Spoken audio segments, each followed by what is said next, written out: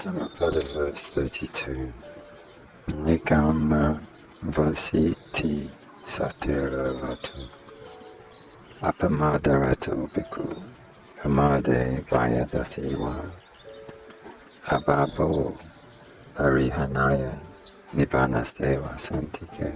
A bhikkhu takes delight in mindfulness and sees danger in negligence will not fall away. He is indeed very close to Nibbana. The story of Thera Nigamavasitissa. While residing at the Jetavana monastery, the Buddha uttered verse 32 of this book with reference to Thera Nigamavasitissa. Nigamavasitissa was born and brought up in a small market town near Savatthi.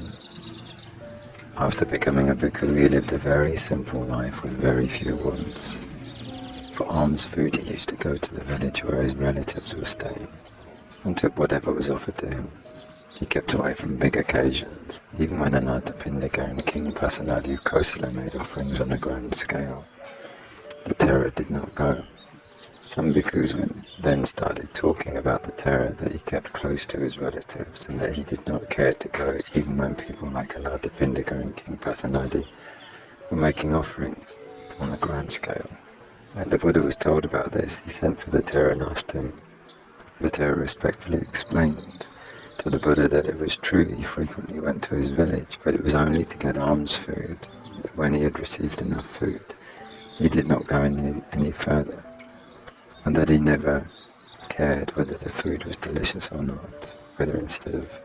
Whereupon, instead of blaming him, the Buddha praised him for his conduct in the presence of the other bhikkhus.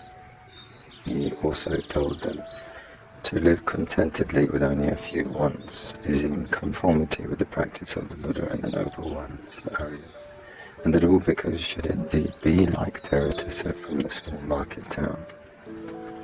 In this connection, he further related the story of the king of the parrots.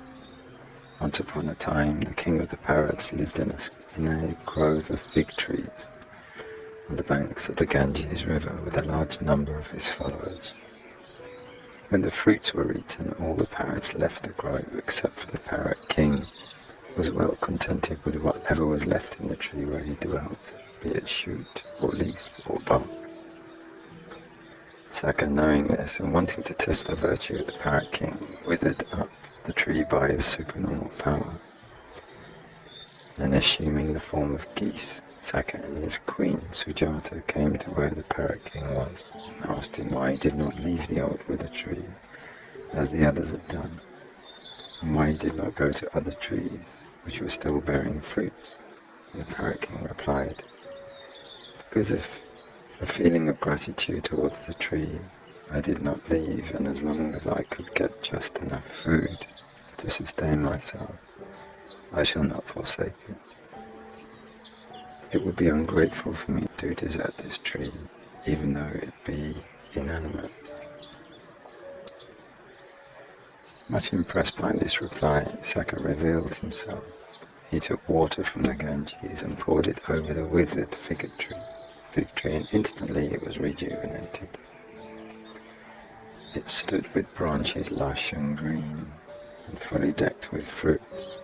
Thus the wise, even as animals, they are not greedy, they are contented with whatever is available.